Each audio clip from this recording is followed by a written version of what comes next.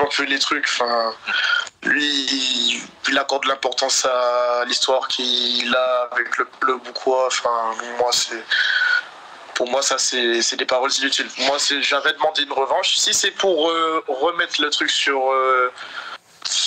en avant, bah, c'est un combattant. Moi, je suis un combattant. S'il veut reparler de quelque chose qui me concerne, bah, normalement, c'est du combat, quoi. Donc, lui, il a eu sa victoire. Quand j'ai demandé la revanche, il ne voulait pas. Donc, s'il veut pas, ben, il fait son chemin. S'il veut une revanche, ben, il a une revanche. Mais sinon, voilà, c'est...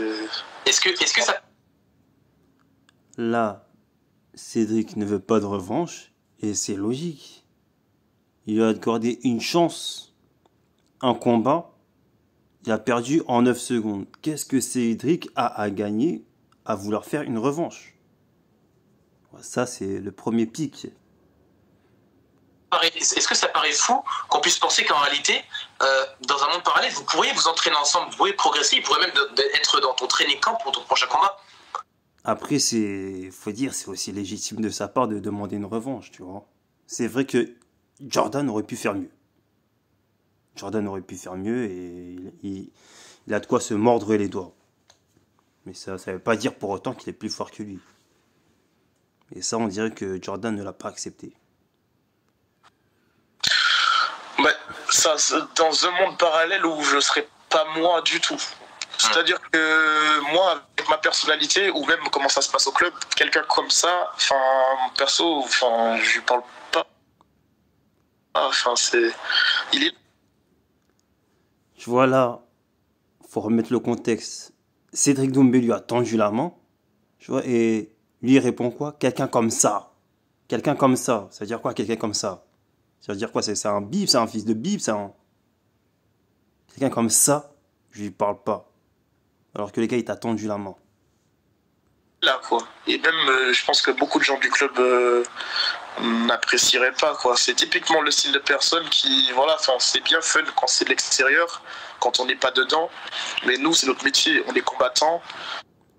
Là, il parle de sa personne, de Cédric Doumbé personnellement, tu vois, il le pique encore sur sa personne.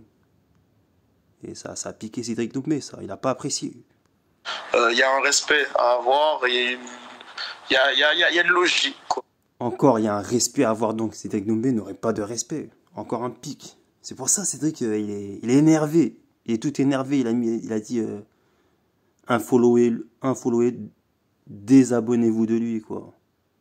Tu vois, là, on lui a envoyé plusieurs pics. Bon, on continue. Tu vois, là c'est une façon un peu égoïste, même plus qu'égoïste, parce qu'on est égoïste en tant que professionnel.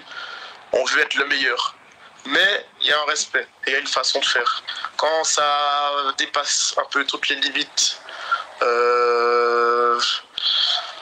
c'est normal qu'en retour, on se fasse pas respecter, quoi, tu vois. Donc dans le club, je pense pas que c'est si... En tout cas, moi, je pourrais pas être avec lui dans une même salle d'entraînement et que ça se passe bien, enfin. Il vient de dire, il peut pas être dans la même salle que Cédric et que ça se passe bien. Je vois Cédric, il entend ça, c'est un peu une menace. Comment ça? Qu'est-ce qui va se passer, frère, s'ils sont dans la même salle?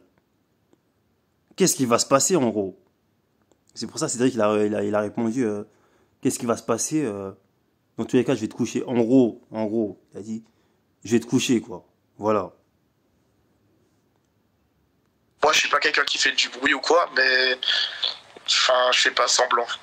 C'est pas possible. Je peux pas m'entraîner avec quelqu'un comme ça, avoir confiance. Il a encore dit avec quelqu'un comme ça. Ça pique, ça. Ça veut dire quoi, ça, quelqu'un comme ça? Faire un sparring avec, avoir confiance. C'est trop bizarre. C'est trop des chemins différents. Mais en tout cas, tu as bien dit, finalement, le MMA Factory